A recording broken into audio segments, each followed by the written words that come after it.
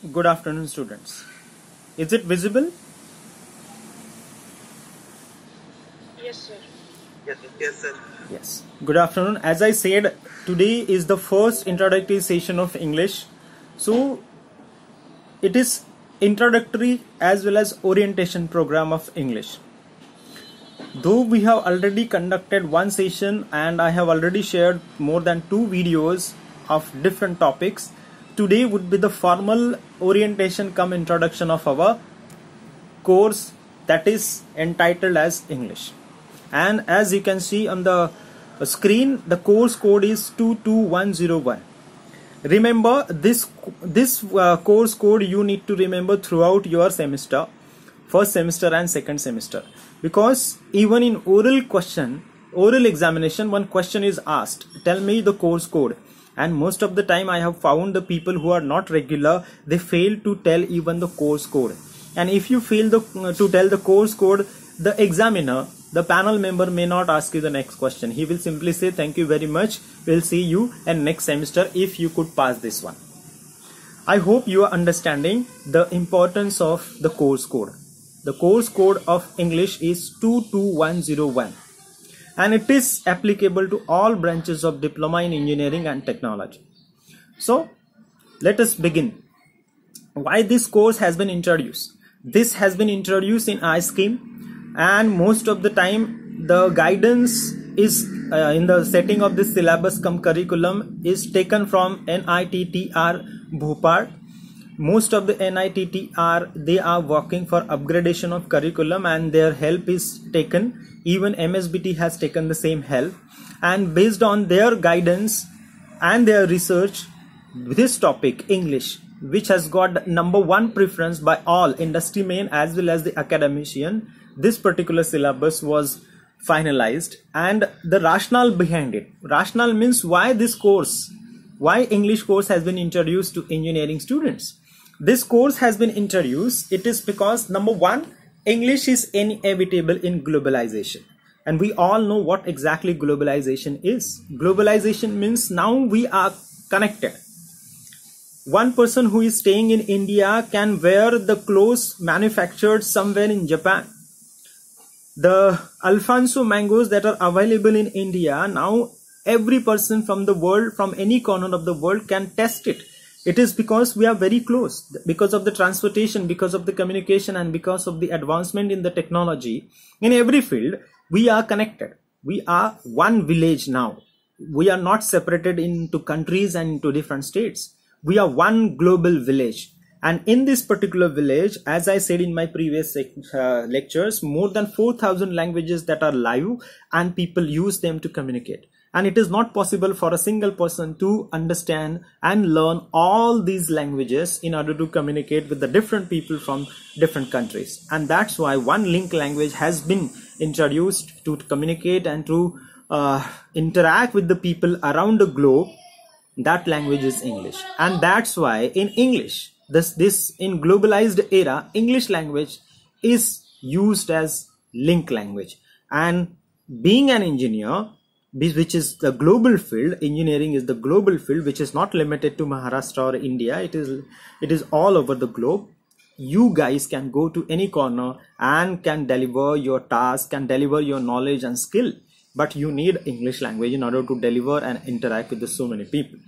And that's why English is inevitable. You cannot avoid it. You cannot avoid it. Listen, you should be very proud of your mother tongue. You should be very proud of your national language, but you can't avoid English. And as I said in my previous session, English has been accepted as administrative language. More than 27 countries, they have accepted it as global or administrative language. So, and why this particular subject has been introduced? The second reason is it is an asset in engineering career. Now, what is an asset? Asset means your property. Besides being very good, technologically sound knowledge, if you can express yourself in English and if you can understand the technical knowledge in English, it is an asset. It is your property. It is your personal property, and nobody can ask, nobody can take English from you. Once you gain it, it remains with you throughout your life. So it is an asset. It gives you an added advantage. because you are technically sound and because you have good technological skill and you are good in English, your chances of gaining growth in your career, getting employability, all these chances increase. And that's why the third point is behind introducing this particular subject in engineering. The rationale is it enhances employability and growth. Growth means growth in your career. You get promoted. It enhances the chances of employability. It is because most of the engineers that are produced in India and abroad, they are not employable. That is what the complaint is. Even today, if you can see in the admission process that the people are very skeptic about taking one particular branch. Point is, everybody, whatever course they do, it may be engineering, it may be arts, it may be science, whatever course they do, they want employability. And in order to be employable, they do all these courses, graduation, post-graduation, and all the diplomas and degrees. The point is, if you are technically sound and if you are good in language, the chances of you getting employed, they increase. As I said, the first interaction between you and the would-be employer would be your resume. And in India, 99.99%, I have seen all the resume, the first interaction between you and the employer, that is your resume, and the resume is always composed and prepared in English language. Most of the interviews, they are conducted in English. It may be MPSC, it may be UPSC, most of the interviews, staff selection, wherever you go, most of the time the interviews are conducted in English. So the chances of you getting employed, they increase if you are good in your field as well as you are good in English language. So that's why the course has been introduced to you in I-Scheme. Now most of the time the people are confused about what is this I-Scheme. See, A, B, C, D, E, F, G, H, I, such schemes, they were introduced. Initially, before introducing I-Scheme, there was G-Scheme. G-Scheme means the complete overhaul change in the syllabus as per the demand of industry and as per the demand of the time. The change has to take place. Otherwise, if you are learning something very outdated today and after 3 years it will be completely outdated, so you will be outdated. You would be nowhere in the market of employability. You would be jobless. Nobody will hire you because you have learned something outdated. If you take the case of information and technology, today you learn something and tomorrow it becomes outdated or redundant. And that's why the change in the syllabus and the curriculum has to be there.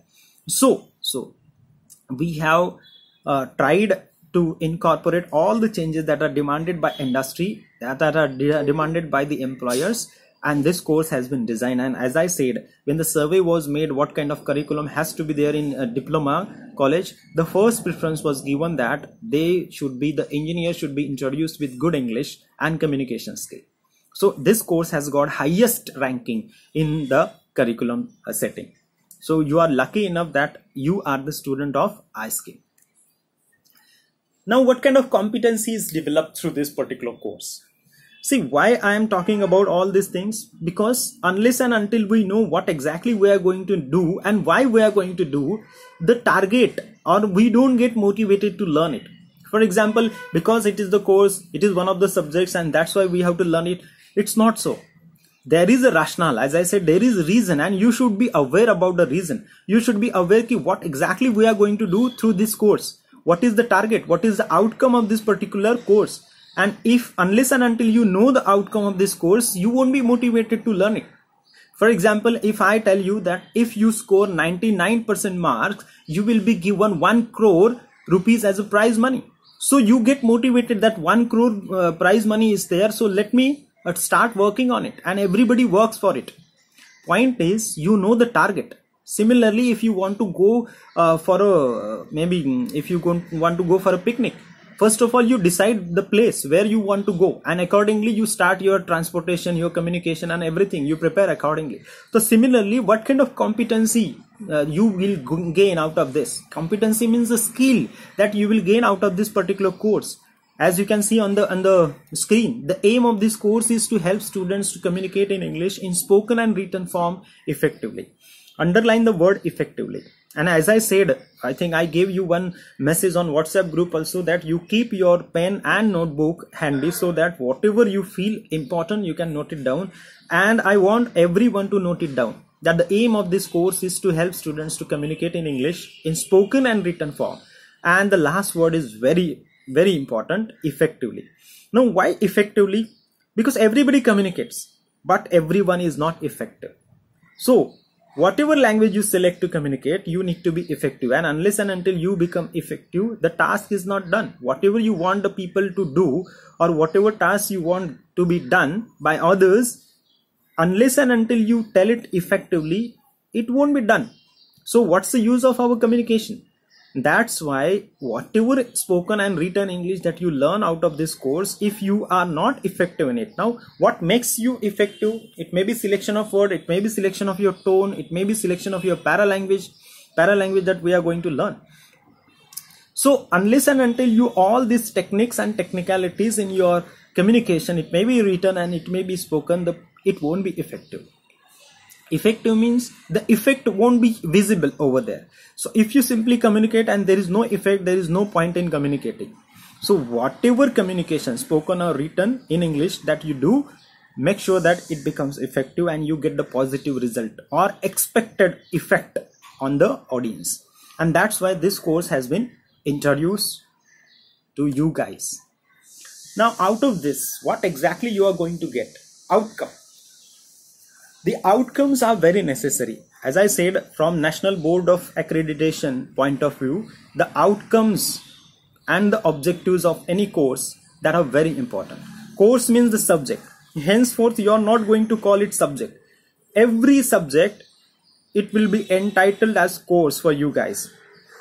So your program is there, and your program is information technology and travel and tourism, and your course is the first course that you are going to learn today is the subject English.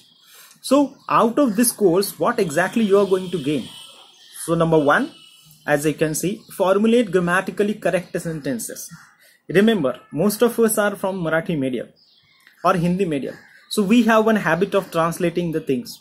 So, and if you translate the things, you feel, or sometimes even you pass or communicate the meaning correctly, but the sentences may not be grammatically correct. And the native speakers or the well-learned person may be confused what exactly you want to say.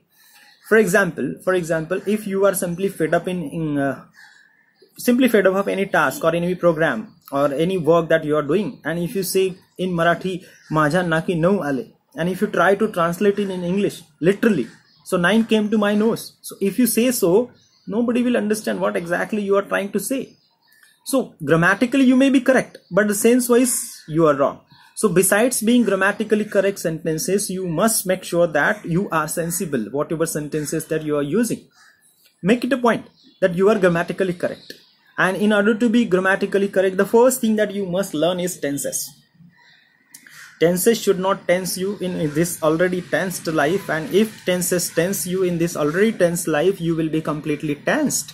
This is what the tongue twister that I have developed, and most of your seniors, those who are learning in GPT, and most of my students, those who have been taught by me since 2006, they all know this tongue twister. And whenever they talk to me, they always tell me that, "Sir, your tongue twister is really very useful." That we are tensed because we are not good in tenses. Now we are not tensed because we are good in tenses.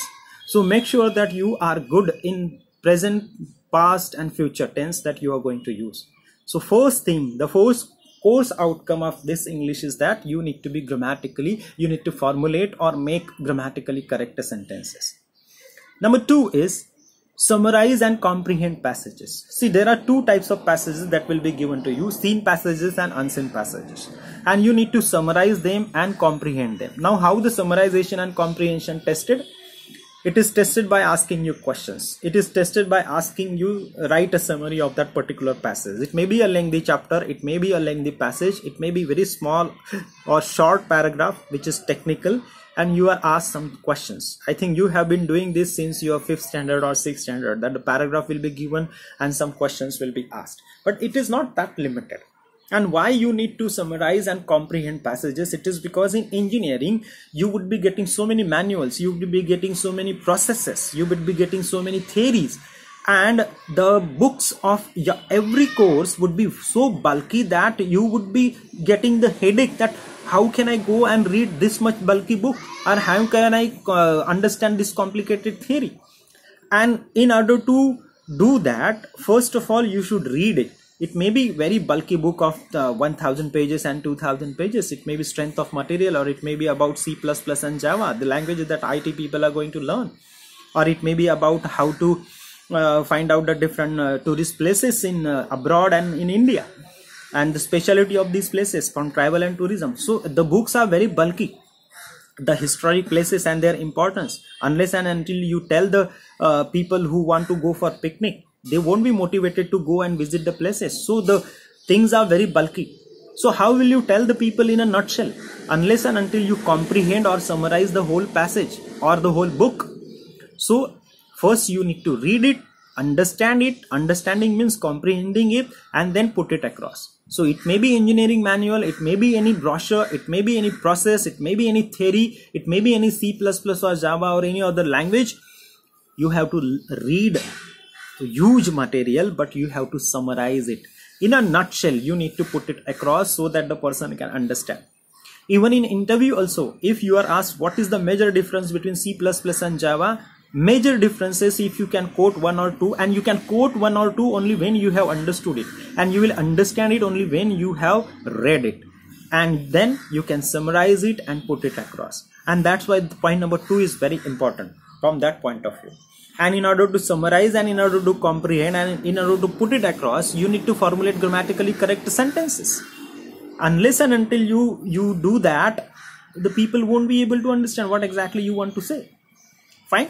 And that's why point number 2 is very, very important from your point of view, because throughout your 3 years you would be learning 18 subjects, 6 in each semester. Not 18, 36 subjects that you would be learning or studying. So it's a huge task for you guys. So don't be afraid of this. Point is, slowly and gradually you will get habit of it. Sometimes you may not understand it. Maybe for 15 days or 1 month you may not understand what exactly engineering is, but later on you form one good habit. So have a bunch of your good friends who can share their ideas, who can help you out, or you can help them out. So have one special group, very core group of engineering, who can share their ideas and who simply talk about engineering and your field and nothing else.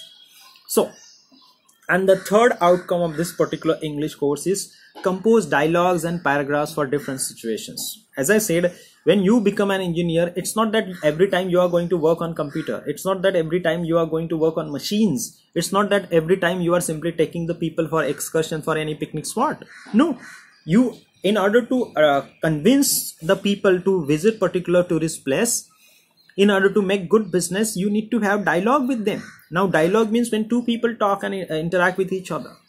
In order to exchange those dialogues, first of all you should know how to develop it, how to write it down, and that too in English.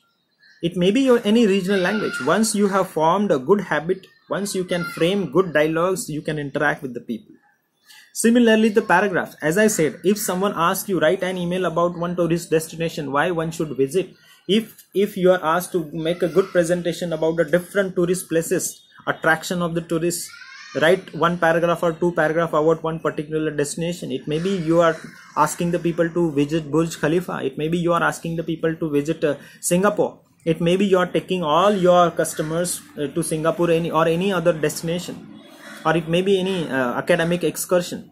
You need to write some paragraphs so that the people can read it. Sometimes you can have your travelogue. Now what is this travelogue? You can have your blog, you can have your own YouTube channel wherein you can share the different tourist destination. You can simply talk about your travel and tourist business, and you can flourish by that. And in order to do that, you need language, and one global language, link language, is English. Of course you can do it in regional language also for the regional customers who want to go from one place to another place.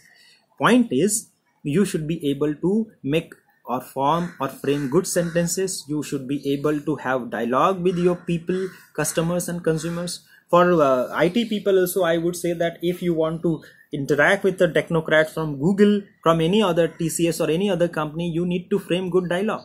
If you are afraid of opening the conversation with the people, obviously the work or the business will not be done. So everywhere the language is very handy, and one language that is very handy is English. And that's why the third course outcome is that you need to compose dialogues. You would be put into the situation wherein, depending over the situation, you are supposed to play the role of both the people, those who are interacting. It may be your father's son, it may be customer, or the shopkeeper, or it may be anything, any technical or non-technical situation wherein you are put into the situation and you are supposed to compose and frame dialogues as well as paragraphs. The paragraphs will be technical paragraphs, the paragraphs will be related to literature, it may be about tourist destinations or anything that will be given. Of course, we will give you or assign you the task. Similarly, the fourth outcome of this course English is that use relevant words as per situation. Now this is very important. When our mother tongue is Marathi, Urdu or Hindi or Gujarati or whatever it may be, we feel that we are very good in that particular mother tongue because it is spoken all around us. But the Marathi speakers, those who are born and brought up in Marathi family, even they cannot claim that they are very good in using a particular word in a particular situation. We have to simply search for it. If we are not well read, if we have not listened to the good English or good language, Marathi or Hindi or Urdu or whatever your mother tongue is, if you have not listened and if your reading is very limited, I promise you that you won't find an exact word according to the situation. And the same case is applicable to English also. Unless and until you improve your vocabulary, you won't get one particular word to describe your emotion, to describe your thought and to describe your idea. And that's why sometimes you end up using some substitute word, but it won't be that effective. And that's why you need to increase and enhance your learning. You need to increase your vocabulary, and you can do that by reading a lot. Be a voracious reader. See, right now you are in a learning phase, so you have ample time to do that. So many people complain me that we have these practicals throughout the day. We are busy in the college. We have so many lectures to attend and practicals to perform, and where is the time left? And mostly the Mumbai student, they complain that 1 hour, 2 hour gone in traveling and we are completely tired. See, accept it. This is lifestyle. This is lifestyle of each and every metro. Even in towns also the same lifestyle is being followed. Now we can't change it. So stop cribbing and find out your time of reading. It may be any piece of literature that you read. It may be any audiovisual book that you listen. It may be any video on YouTube you listen. Please listen so that your exposure of language increases. And once the exposure of language increases, you are bound to use one particular selective word according to the situation and according to the topic of discussion. And if you appear to be irrelevant, or if you are simply using some substitute words which do not have that kind of meaning, you won't be effective.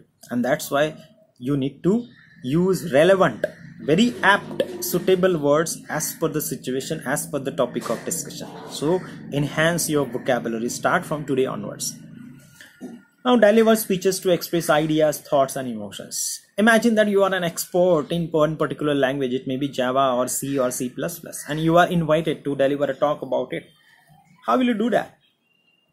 By delivering a good talk, by lecture. As I said, right now what am I doing?